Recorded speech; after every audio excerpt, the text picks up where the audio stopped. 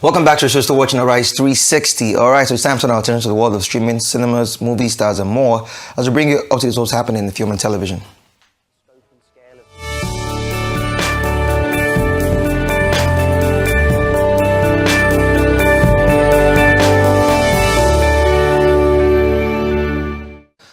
After nearly 5 years, Spider-Man returns to the big screen with Spider-Man Brand New Day, promising a fresh start for Peter Parker with new allies, new threats, and a deeper story. Ahead of its release, the cast and creators held a global virtual press conference with journalists worldwide. And my sister right here, Arise Entertainment and Culture Correspondent. I'm your sister? Yeah, you know, you're my G. Sends in this report. Hi, my name is Peter Parker. I have something to tell you that's gonna sound crazy. But it's the truth. You're the Spider-Man. You can't tell anybody about this. You gotta keep it a secret. Okay. Thank you. Everybody good? Yeah, Spider-Man! 5 years after Spider-Man No Way Home left audiences as one of the most emotional endings in superhero cinema, Marvel Studios is ushering a brand new chapter for its iconic web slinger. Ahead of the film's release, the cast and filmmakers gathered to discuss the next evolution of Spider-Man with journalists around the world, including Arise News, promising a story that goes beyond spectacle to explore the heart and humanity that have made Peter Parker one of the world's most beloved heroes. So needless to say, we have questions from around the world from journalists watching. We'll go to a few of them here. Just generally speaking, seeing the finished product, what? I think we can all agree that Destin nailed it. Yes. Yes, we I can. think we are so lucky to have Destin as the captain of our ship. You know, he came into this process when the movie was going in 100 different directions, and really what we needed was someone to come in and focus us all on one idea. And what's so amazing about Destin is that he's able to do that and focus on this idea of what is life like for a young person who is alone. And that is something that people deal with all across the world. It doesn't sacrifice the action, it doesn't sacrifice the scope and scale of the movie. So if we didn't have Destin, this movie wouldn't be half of what it is. I think you really meet Peter Parker at the beginning of the darkest chapter of his life.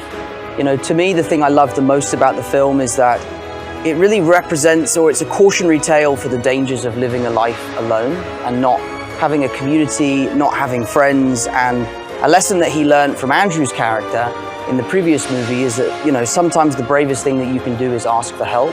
And he is actively ignoring that advice, and it is having a profound effect on his life as a human being.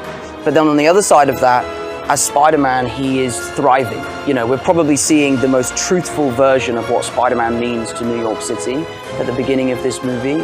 And the smashing of those two worlds is such a fun thing for us to play with. You know, standing on the world stage and beaming and doing all of this amazing stuff to then coming home to a pretty grubby New York apartment and, you know, nursing a headache to go to sleep. Especially the scenes when we're watching them on Instagram. It's just so true to what young people are going through on a daily basis. So for me, I really kind of dove into this new idea because it just felt so relatable, so prevalent with what's happening in the world. And I love telling a movie on this scale that is something that I really think will resonate with young people. They do feel like something's kind of missing. And I guess like for Ned, really like the Spidey Tracker thing is kind of like his way of finding like that missing link between them and Spider-Man. Like, why is he always trying to save their lives, for example? Like, is he like stalking us or like, does he really like his vibe? You know, like that type of stuff for him. That I imagine for MJ it's like a completely different sort of, just like a different. Yeah, I don't know, I feel like it was fun. We kind of describe it as like, you know, it's like a fun acting exercise. Like, okay, do the scene, but now as if you've never met before, you know? But it was fun to investigate and think about like what their lives have been like without Peter. And also because, you know, for us, he never existed, you know? But clearly there's an effect of Peter on our lives. The fact that we are even friends and still kind of living in New York together must mean something to them, you know? And I think that, you know, in previous films, MJ was always the pessimist, and it was Peter that was always the optimist. And so it's interesting to see that reversal. You know, now that he's alone, he's kind of adopted that negativity, and she's adopted his positivity without even knowing it. Right. So there's clearly something still there. I mean, we always root for them and hope, and you know, because Peter he's one of those characters you just love and you want them to make the right decisions. And I think to what you're saying, in the last film, he was cautioned. He was warned by the other Spider-Man men, but what could happen? And I think in many ways this film is grappling with those ideas and really confronting the things that they warned him about. You know, so I'm rooting for him, but Always. not looking good. No spoilers, but One of the biggest highlights of Spider-Man Brand New Day is the addition of John Bertnell and Sadie Sink, two fan-favorite actors joining the Spider-Man universe for this exciting new chapter. So grateful and really beautiful. I've said before that the best thing about this business, without a doubt, is the folks that you get to meet along the way. And you know, he's Tom's top notch for me, and to have gotten to know him as a 17-year-old guy who is just on a mission to do this, and I had never seen the focus and the dedication and the belief. You know, he went and he got this thing, and then to sort of root him on from afar and to see what's come of his life and what this unbelievable franchise and so many people adore him. And then to become this unbelievable man, and then to come back and step onto this set and to sort of see it fully realized, you know, from some dinky room in Ireland where we were slapping together these audition tapes, you know. With that cool haircut. yeah, it's a miracle I got the job with that haircut. Really? that's how talented you were and are. Yeah, It was a choice. I thought it looked good, to be honest. Hey man, I thought it looked. got you the job. Can we also I didn't have the script for a while, but I talked to Destin a bunch about the character, so I had a good idea of where things were going.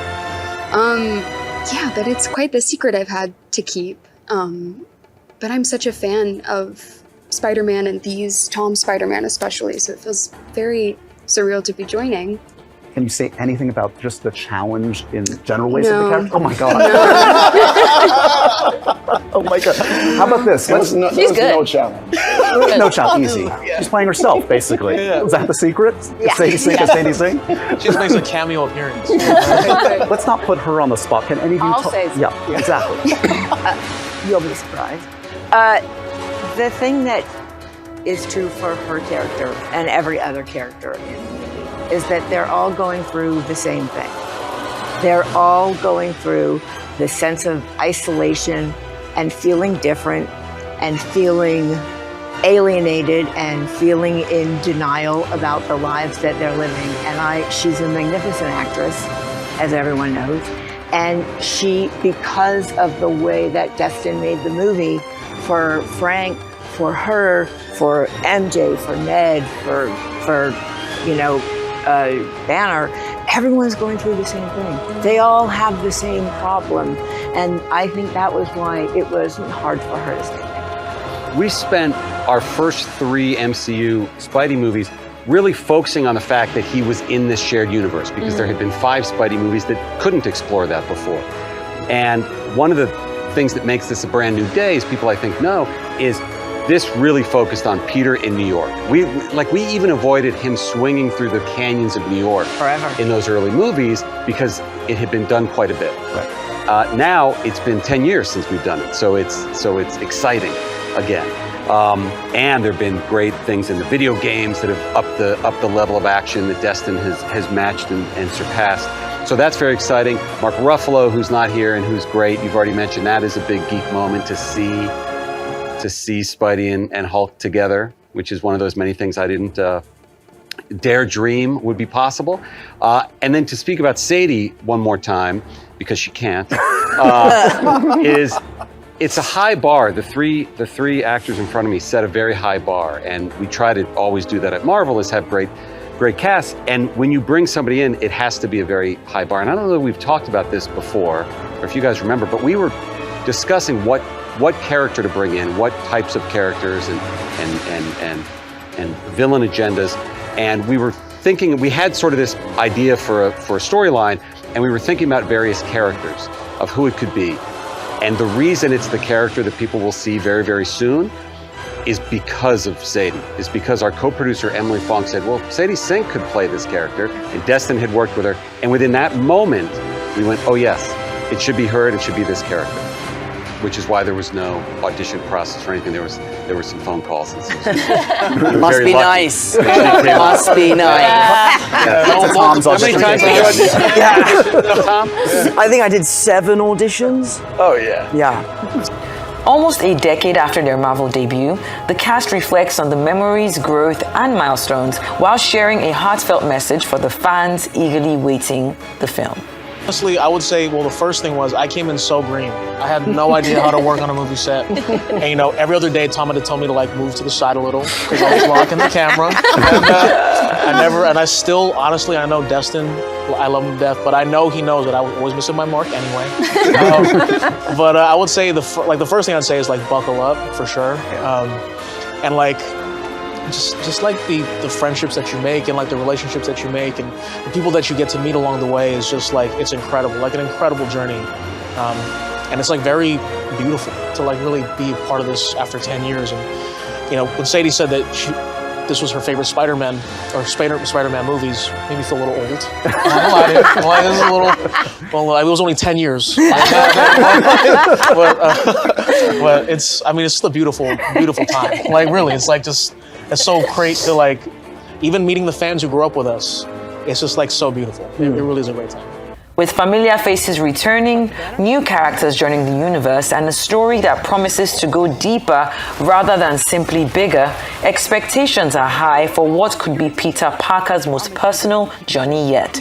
And for Spider-Man fans around the world, the wait is almost over. You're the only one who can sense it.